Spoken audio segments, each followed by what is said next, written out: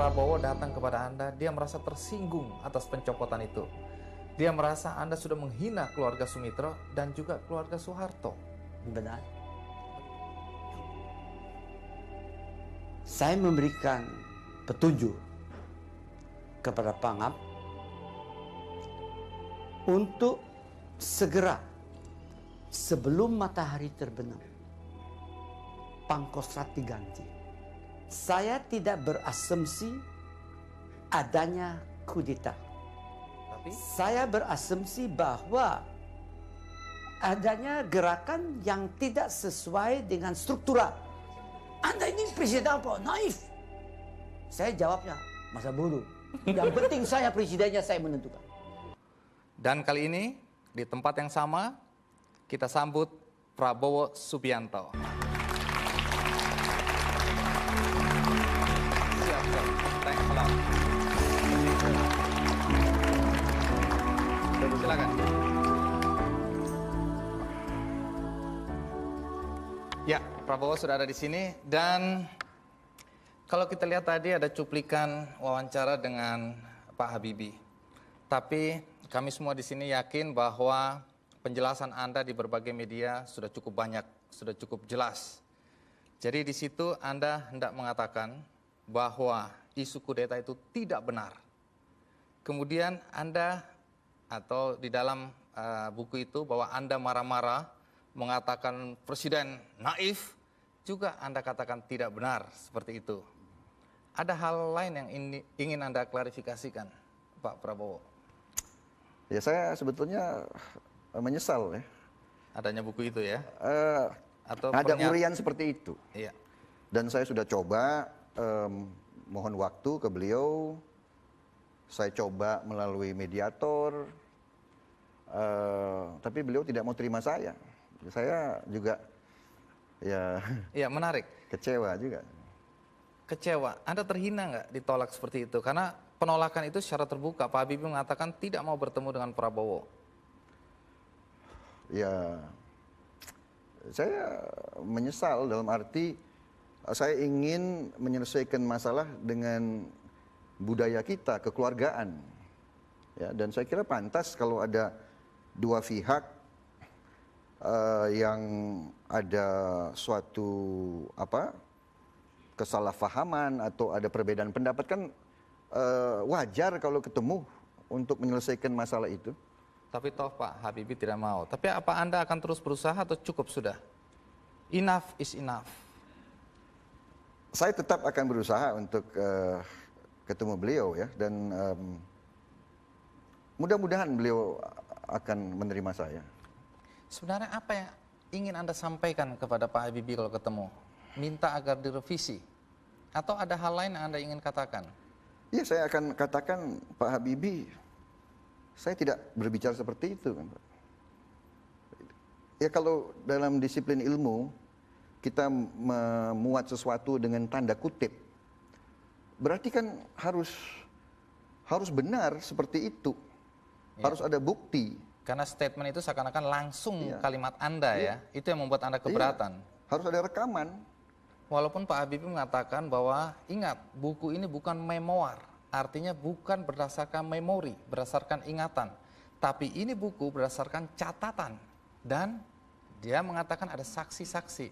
Bagaimana Anda meyakinkan orang-orang di sini atau masyarakat bahwa itu tidak terjadi, kalimat-kalimat yang Anda utarakan itu tidak benar?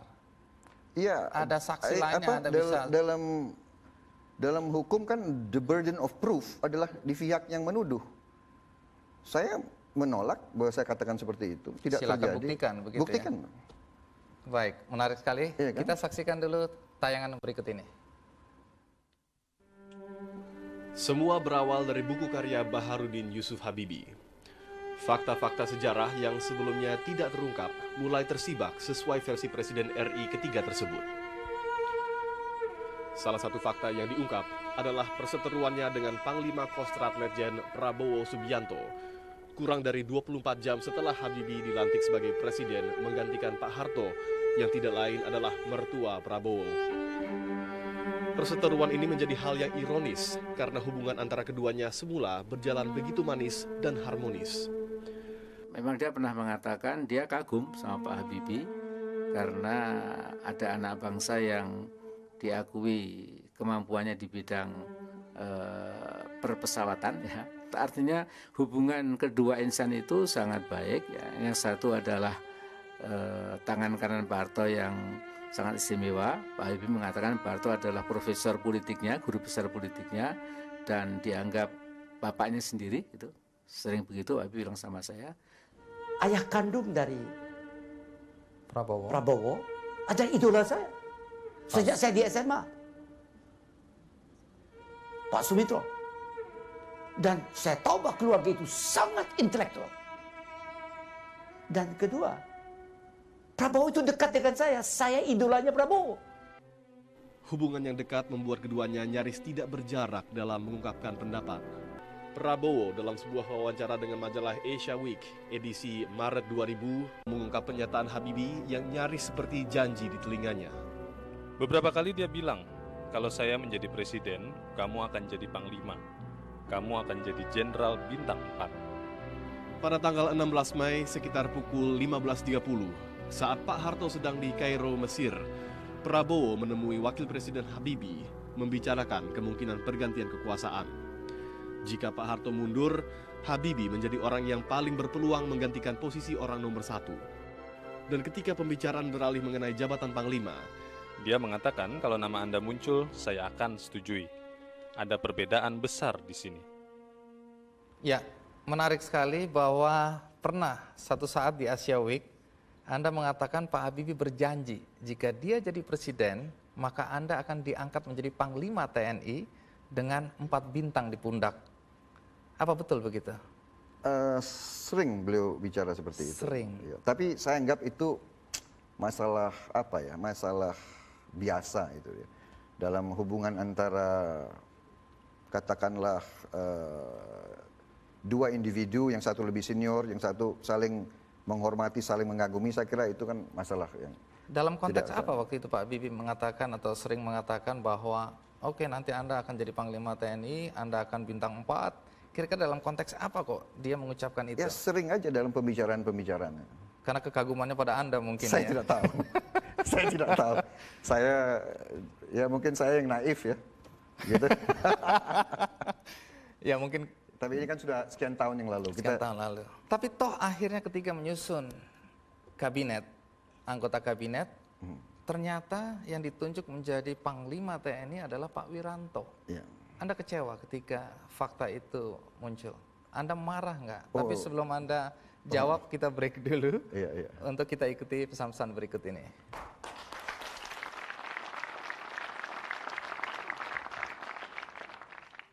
Anda mengusulkan diri Anda untuk menjadikan Anda dari Pangkostrat menjadi Kepala Staf Angkatan Darat. Jadi ada juga upaya untuk mempromosikan diri Anda. Bagaimana Anda bisa menyetujui usulan itu?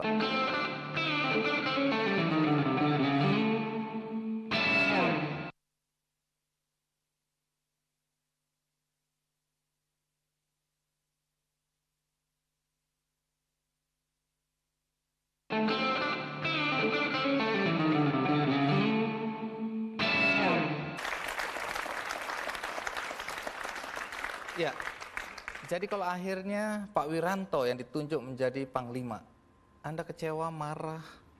Saya kira tidak ya.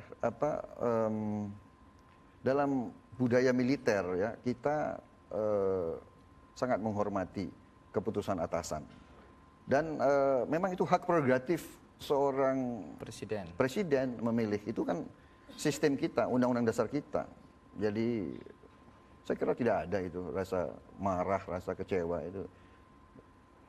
Tapi yang menarik juga adalah bahwa Anda Dan tolong ya saya ingin ingatkan ya, kalau tidak salah tanggal 15 pagi, mungkin Bung 15 Mei 15 Mei pagi, mungkin Iya. Bung Andi sudah jadi wartawan pada Saya saat jurnalis, itu. ya. Kan? Kan saya diwawancara pagi-pagi.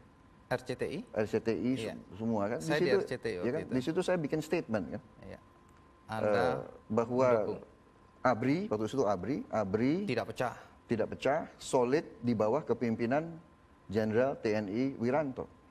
Jadi itu harusnya clear ya, tidak ada Saya orang tegaskan boleh di situ ya, mempertanyakan kita- lagi ya. Iya, Kalau kemudian yang menarik adalah ketika Pak Habibie menyusun kabinet itu, Iya. sebelum ada pengumuman, iya, Anda mengirim Maijen Kiflan ya, iya. untuk kemudian membawa surat dari Jenderal Besar Abdul Haris Nasution Iya. yang meminta agar Pak Habibie mengangkat Pak Subagio waktu itu sebagai Kepala Staf Angkatan Darat Iya. untuk menjadi Panglima TNI. Iya. Apa betul? Iya, betul. Bagaimana Ya, ceritanya? jadi begini ya, saudara, itu coba kita melihat konteks Iya. Mei 98. Ya. Bangsa dan negara sedang mengalami suatu krisis yang luar biasa. Ekonomi kita hancur, rupiah kita hancur. Ini mulai dari September 97. Nah, ada pemerintahan baru. Presiden turun, wakil presiden naik. Berarti wakil presiden kosong, ya. Jabatan-jabatan akan kosong. Kita concern sebagai seorang pejuang, seorang warga negara, seorang pimpinan pada saat itu untuk mengurun rembuk, memberi saran. Boleh diterima, boleh tidak Boleh diterima. diterima. Nyatanya tidak diterima. Tetap kita laksanakan. Tidak ada Kenapa masalah. harus minta jasa dari Pak Nasution? Ini jenderal besar di Indonesia itu kan hanya 3. Pak Dirman sudah meninggal, Pak Pak Harto baru lengser, ya toh. Kemudian Pak Nasution sebagai orang yang dihormati, kita berharap dapat memberi kesejukan, mempersatukan kondisi. Sebetulnya itu motivasinya itu. Tapi di dalam surat yang sama, Anda mengusulkan diri Anda, walaupun itu atas saran dari Kepala Staf Kostrad waktu itu ya, Pak Iya. Kiflan sendiri, Iya.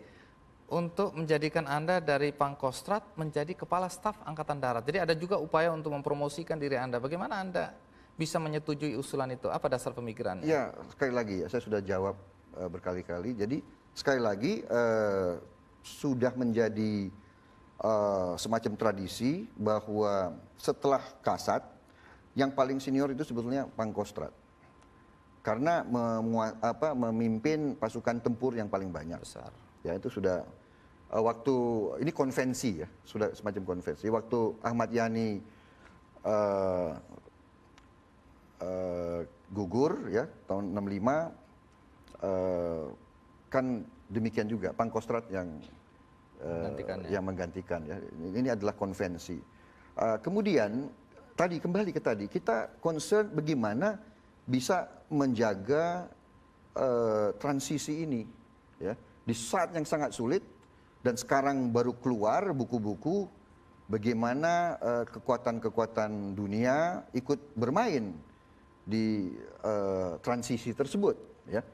Jadi concern saya seperti itu. Jadi kembali lagi bukan haus kekuasaan, memberi saran bahwa saya waktu itu menyetujui usul-usul itu karena saya merasa bahwa saya dapat berbuat banyak untuk menenteramkan dan mengembalikan keamanan.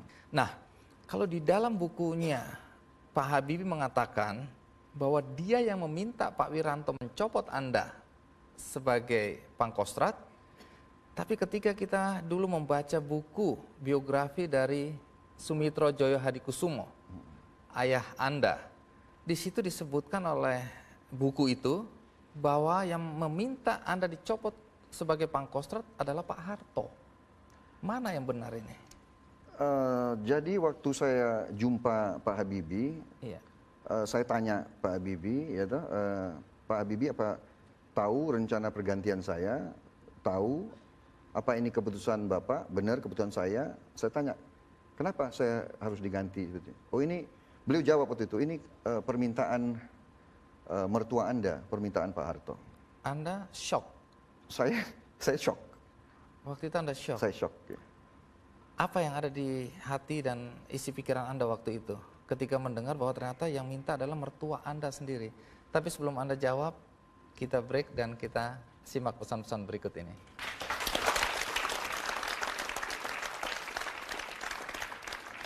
Kita bicara dan di situ beliau ceritanya lain, bukan yang minta saya diberhentikan itu adalah sebuah negara superpower. Saya waktu pesawat CN235 terbang pertama kali, air mata saya keluar.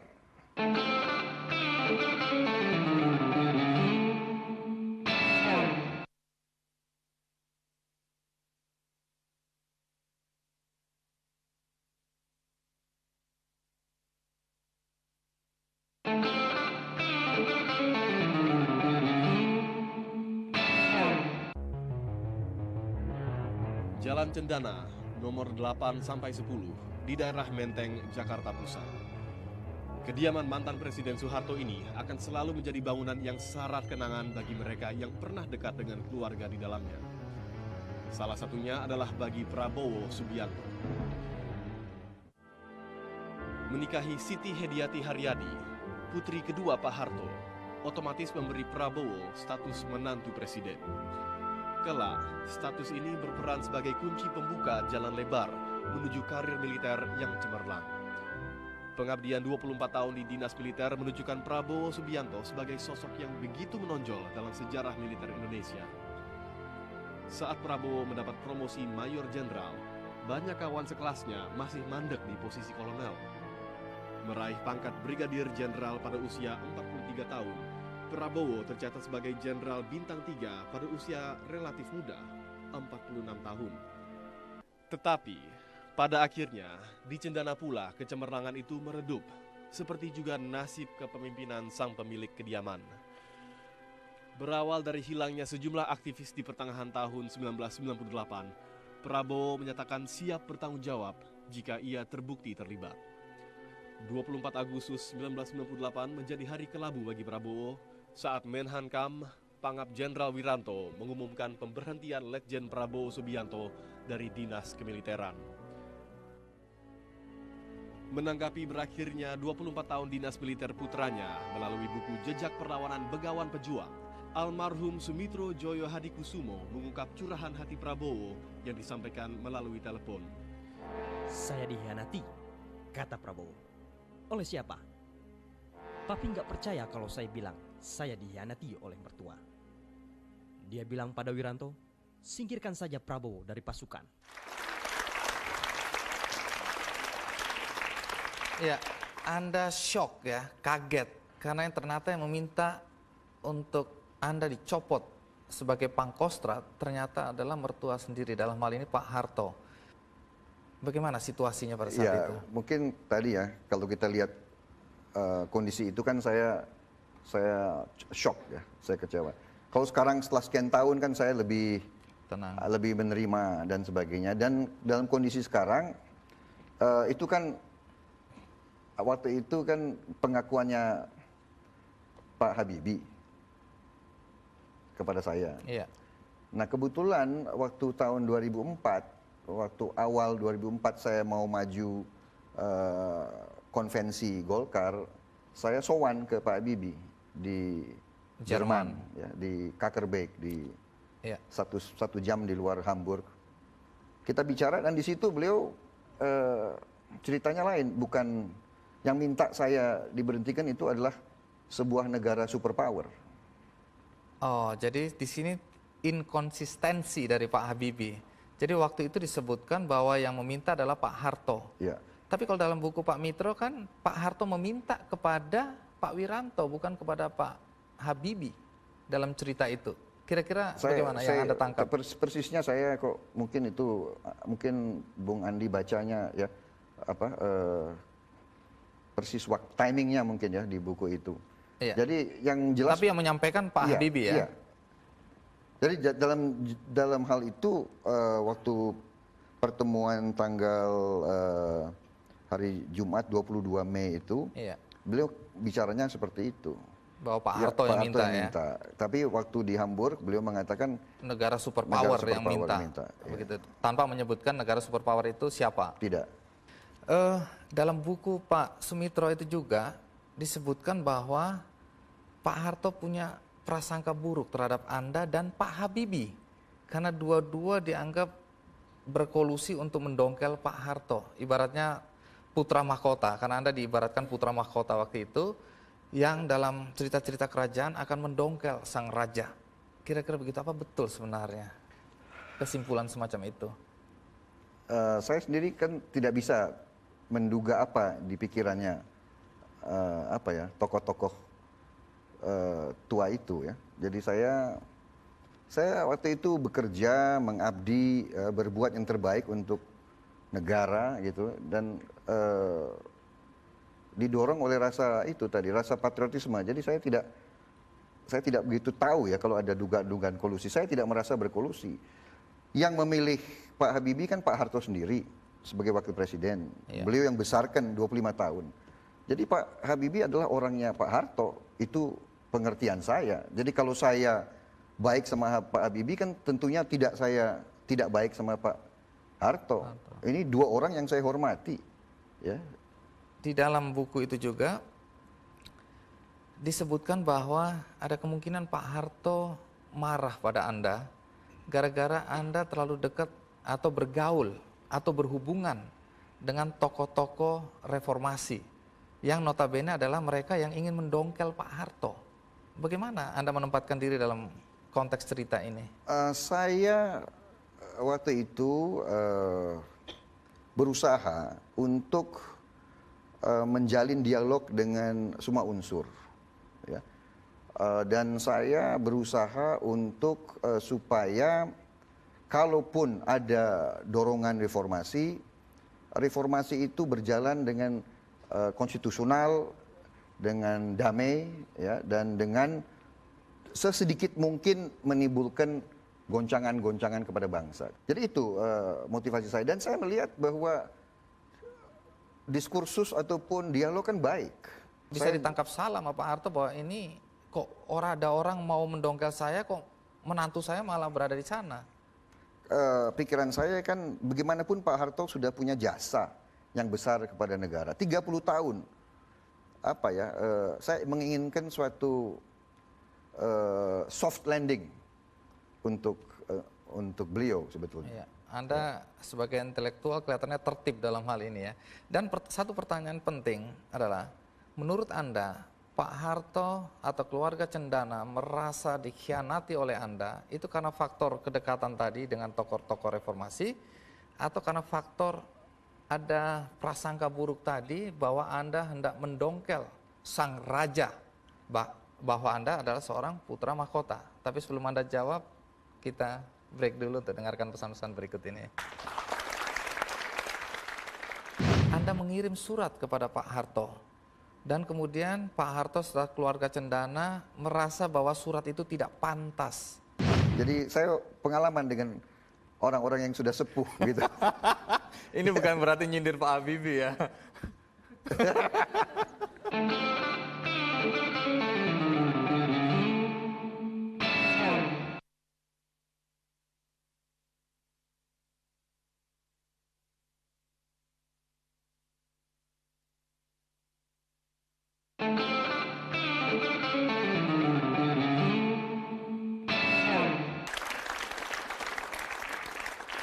Ya, kembali ke pertanyaan tadi, mana yang paling mendekati kebenaran? Apakah Pak Harto atau keluarga Cendana itu merasa mulai terganggu karena Anda lebih dekat, atau bukan lebih dekat, Anda membuka hubungan dengan tokoh-tokoh reformasi, dan Anda sudah jelaskan mengapa tadi, atau karena itu tadi ada prasangka buruk bahwa Anda dan Pak Habibie sedang berkolusi untuk mendongkel Pak Harto? Saya kok kira seharusnya tidak dua-duanya ya. Kan saya juga sudah saya jelaskan, Pak Habibie ini dibesarkan oleh Pak Harto. 25 tahun menterinya Pak Harto. Jadi tidak ada alasan untuk curiga. Segala-galanya ya kan, kepercayaan Pak Harto sepenuhnya di bidang teknologi iptek kepada Pak Habibie. Bahkan Pak Harto memilih Pak Habibie sebagai wakil presiden, kan berarti orang yang dibesarkan. Sangat dipercaya. Pak Habibie sendiri mengatakan kan, Pak Harto gurunya beliau. Dulu kan Belanda mengejek kita. Kamu orang bikin peniti saja tidak bisa, kok mau merdeka? Nah sekarang ini ada putra Indonesia bisa bikin pesawat terbang. Wah, ini mengobarkan nasionalisme saya. Waktu pesawat CN-235 terbang pertama kali, air mata saya keluar. Saya bangga sekali. Saya dulu diejek, ya. Saya dulu sekolah di sekolah Amerika, ya. Waktu tahun 64, ya itu masih ada diskriminasi. Saya dulu ditanya, kamu dari mana? Dari Indonesia. Oh, Indonesia di mana itu? Rakyat kamu masih tinggal di pohon. That's what they said. Your people are still living on trees. Anda tersinggung. Ngomong itu. Ya, jadi itu. Nah, ini sekarang kita bisa bikin pesawat terbang. Kita negara terhormat. Kita sejajar dengan negara-negara maju. Ya. Baik, sebelum kita lanjutkan, kita simak tayangan berikut ini. Pada awal reformasi, ketika mahasiswa mulai berdemonstrasi, ketika Quran mulai berani mengkritik pemerintahan, memang Pak Prabowo itu beberapa kali bertemu dengan saya. Saya melihat Pak Prabowo ini tidak kongruen sama dan sebangun dengan Cendana. Walaupun menantunya Pak Harto, tapi saya lihat pikiran-pikirannya itu sudah cukup jauh. Gitu. Buat saya dia jenderal intelektual atau intelektual yang jenderal. Waktu Pak Harto berada di Jepang, itu ada seorang yang menjadi connecting person ya antara saya dan Pak Prabowo itu. Kemudian ketika berbicara, loh kok ternyata banyak hal yang mirip juga. Cuma dalam masa-masa yang sangat akut menjelang 20 Mei itu, saya ingat sekali dia mengatakan bahwa ada perintah gitu, dari hierarki yang lebih tinggi gitu, untuk menembak saya. Gitu. Dia bahkan menyebut nama tersebut gitu ya. Tetapi udahlah Mas Prabowo, buktinya saya masih sehat, saya masih segar gitu. Jadi saya tidak terlalu risau dengan informasi seperti itu, tapi saya terima kasih informasinya supaya saya juga lebih hati-hati dan waspada. Iya, Pak Prabowo, dalam hubungan dengan Pak Harto ada satu misteri yang mungkin harus Anda jawab, yaitu ketika Anda tahu bahwa Pak Harto yang meminta Anda dicopot, Anda mengirim surat kepada Pak Harto. Dan kemudian Pak Harto setelah keluarga Cendana merasa bahwa surat itu tidak pantas. Sebenarnya apa isi surat itu? Saya kok tidak merasa kirim surat pada saat itu. Oh, ini saya kutip dari biografi dari Pak Mitro, ayah Anda. Ya, saya kira begini ya, Pak Mitro itu kan mungkin ya... Pak Mitro itu ayah Anda loh. Ya, enggak, justru itu. Pak Mitro itu sangat cinta sama putranya. Iya. Dan karena itu dia mungkin tidak rela apa yang dilakukan terhadap saya kan. Jadi dia merasa harus membela saya dan sebagainya. Jadi Anda merasa ini dan waktu itu kan overprotect. saya kan sempat meninggalkan tanah air. Saya sekitar 13-14 bulan saya di Yordan. Ya, jadi saya mungkin beliau mendapat informasi dari beberapa lain ya, tapi itu mungkin. Tapi Anda masalah. sendiri Dan tidak beliau ya ingat, beliau tuh waktu itu sudah umur 80-an tahun ya. Jadi saya pengalaman dengan orang-orang yang sudah sepuh gitu. Ini bukan berarti nyindir Pak Habibie ya. Iya, saya tidak menyindir, tapi itulah.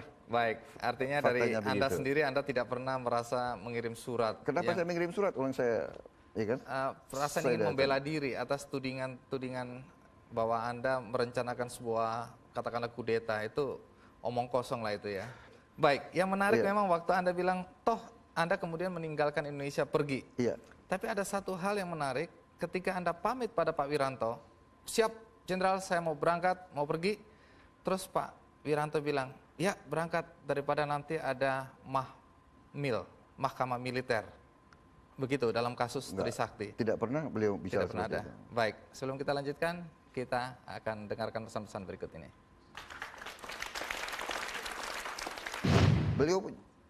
Beliau sering mengatakan, Prabowo saya punya 2 anak, Ilham dan Tarik. Anda anak saya ketiga. Ini kan polemik sudah terjadi antara Anda dan Pak Habibie. Kira-kira endingnya macam apa yang Anda inginkan?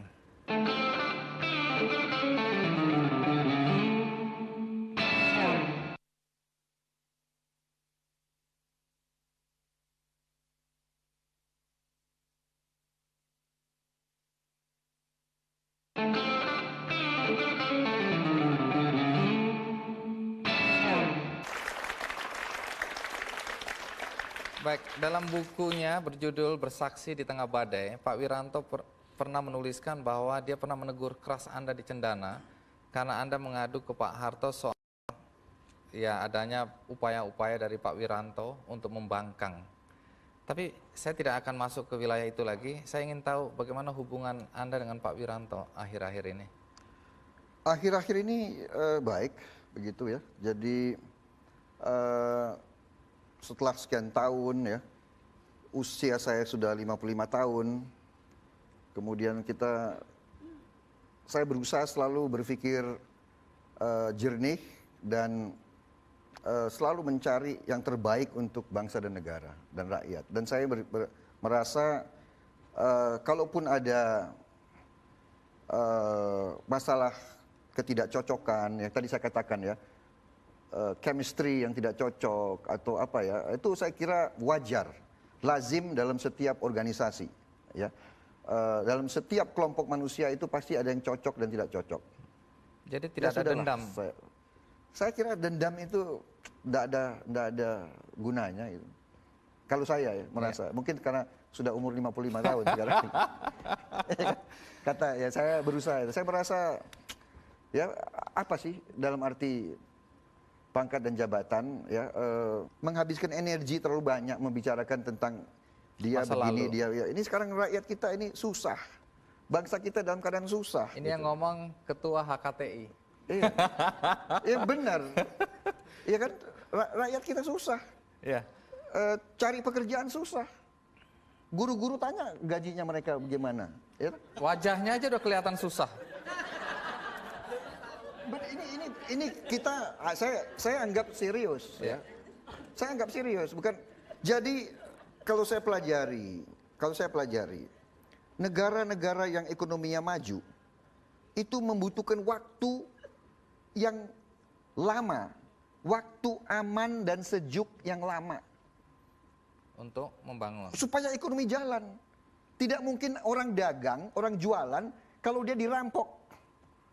Tidak mungkin orang berangkat ke pasar kalau di jalan dia akan dibunuh atau tokonya dibakar. Betul. Mungkin Ya. dasar dari idealisme inilah yang membuat Anda kemudian mencalonkan diri sebagai presiden pada tahun lalu.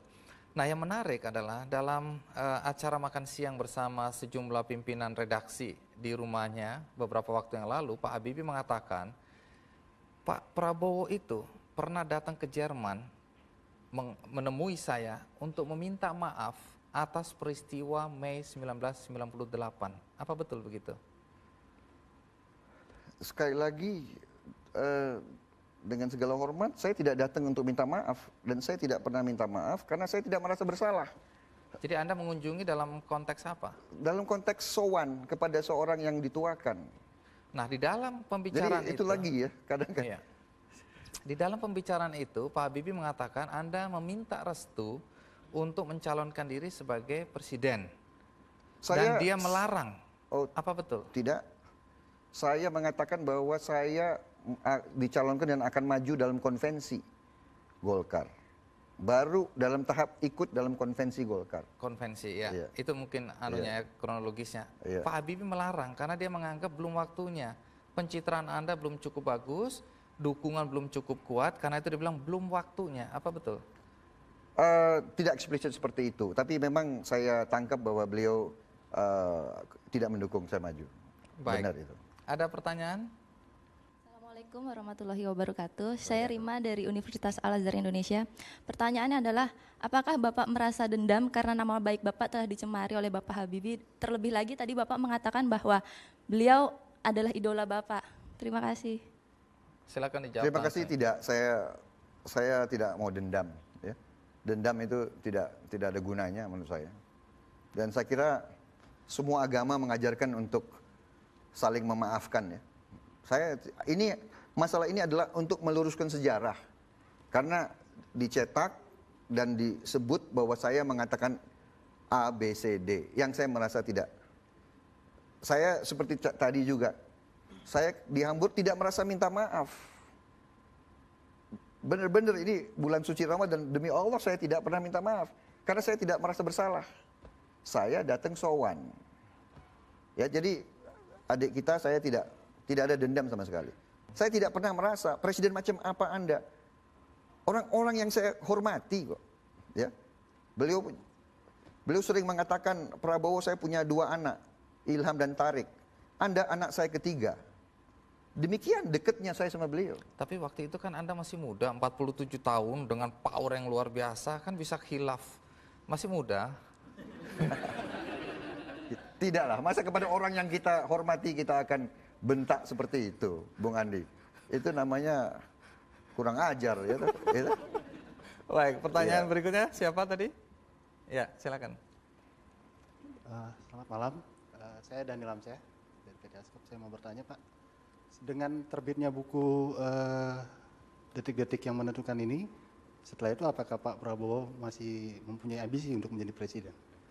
Masih ingin menjadi presiden? Ya. Tadi saya katakan ya, saya sudah berkecimpung, saya Masih berusaha. muda loh, ingat loh, ini masih 55 tahun, jangan lupa itu. Saya merasa kok kurang pandai ya. yang naif saya, jadi bukan. Jadi saya kira banyak lain yang lebih pantas. Jadi perlu saya tegaskan 2009 seorang Prabowo Subianto tidak akan mencalonkan diri lagi atau ikut dalam pencalonan sebagai Presiden Republik Indonesia. Begini ya, saya dididik sebagai militer ya. Jadi pendidikan saya militer, latar belakang militer. Kita dididik untuk selalu objektif dan rasional ya. Kita kan harus hitung. Istilahnya kita juga harus lihat potongan kita ya, cocok nggak ya, kayaknya Cocok, ternyata cocok. kayaknya nggak pantas gitu, benar kan? Ya, jadi saya kira itu ya. Jadi dan nanti 2009 saya umurnya 58 tahun, 59. Saya kira harus ada pemimpin. Kalau SBY berhasil, saya kira SBY akan maju lagi ya. Incumbent selalu akan kuat dan ya sekarang di tangan beliau lah. Kalau beliau berbuat banyak sekarang untuk mengatasi kondisi ekonomi, saya kira rakyat juga akan beri kesempatan beliau lanjut. Ayo, ada pertanyaan berikut lagi? Iya, silakan. Nama saya Rasarul dari Universitas Profesor Mustafa Nurul Agama. Setelah Anda gagal dalam konvensi Partai Golkar yang lalu, sekarang Anda Ketua Umum HKTI. Menurut alibi. Bahwa menurut alibi ini cenderungan bahwa dalam politik itu HKTI ini adalah sebagai kendaraan bahwa untuk menjadi presiden atau yang lain bisa menguasai keadaan. Sehingga curiga bahwa HKTI ini hanya sebagai kendaraan politik Anda lah, kira-kira begitu. Apa betul? Atau sebagai politik belas kasihan aja? Terima kasih. Assalamualaikum warahmatullahi wabarakatuh. Ya, memang banyak anggapan seperti itu ya, bahwa di Indonesia ini kan selalu curiga gitu ya. Kalau saya berbalik, saya selalu, mungkin itu yang saya katakan, saya mungkin tidak cocok, saya naif. Saya selalu ambil yang positifnya. Jadi kita sepakat ya di antara pemimpin-pemimpin HKTI sekarang di saya bahwa ini adalah suatu panggilan suci. Ini adalah kehormatan. Saya sebagai mantan prajurit, saya merasa saya masih mengabdi, masih menjalankan pembelaan terhadap negara. Karena apa? Karena bagi saya, keyakinan saya dari dulu sekian puluh tahun, negara yang merdeka itu tidak merdeka kalau tidak berdaulat dengan pangannya sendiri. Kalau kita tergantung sama negara lain dalam soal pangan, berarti kita tidak merdeka. Nah, saya merasa itu juga kenapa saya maju 2004 ya. Saya merasa waktu itu masalah ini, masalah ekonomi kerakyatan kurang menjadi wacana tokoh-tokoh. Baik Pak Prabowo, terima kasih banyak. Terima Tapi kasih. di ujung ini saya ingin kasih kesempatan Anda untuk, ini kan polemik sudah terjadi antara Anda dan Pak Habibie. Kira-kira endingnya macam apa yang Anda inginkan? Sebetulnya ya, budaya kita ya, budaya yang apa ya, budaya yang mengutamakan kekeluargaan, musyawarah. Ya. Saya menginginkan bahwa saya diterima beliau dan kita menyelesaikan secara kekeluargaan dengan baik. Dan saya kira setiap penulisan kan secara ilmiah bisa saja ada sesuatu yang tidak akurat atau sesuatu yang mungkin beliau merasa seperti itu tapi tidak bisa dibuktikan. Saya merasa tidak cocok. Jadi harus ada mengalah kalau menurut saya dari semua pihak. Saya berharap itu sebetulnya. Anda sayang nggak sih sama Pak Habibie? Saya tetap hormat sama beliau. Saya enggak. Ini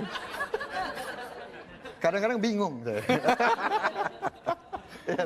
Baik, hormat itu mungkin tinggi sekali nilainya ya. Dengan itu terima kasih Pak Prabowo, Anda sudah tampil di acara Kick Andy untuk Terima menjawab kasih. beberapa hal yang memang perlu diluruskan dalam sejarah kita. Terima kasih. Dan terima kasih pada Anda semua yang ada di sini. Dan seperti biasa kita akan bagi buku. Buku ini akan Anda dapatkan satu-satu dibagikan. Ini buku Kembalikan Indonesia, haluan baru keluar dari kemulut bangsa oleh Prabowo Subianto. Dan kali ini Anda akan dapatkan 2 buku sekaligus karena ada satu lagi buku Politik Huru Hara, Peristiwa Mei 1998, karangan dari Fadlison. Di mana di situ diungkapkan peran Prabowo dalam kerusuhan. Jadi Anda bisa juga membaca itu sebagai berbanding dengan buku Pak Habibie tentu. Dan buku baru akan segera menyusul, begitu. Bagi Anda yang di rumah, Anda bisa mengakses website kickandy.com. Selamat malam, sampai jumpa di Kick Andy.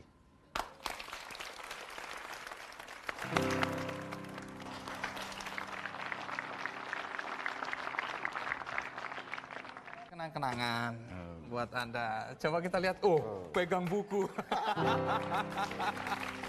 Ini buku siapa ya? Ini bukunya Pak Habibie diborong ya.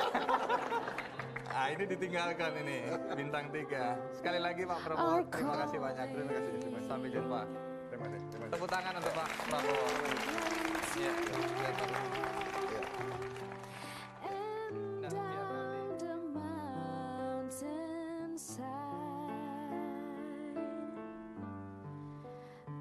Summer's gone.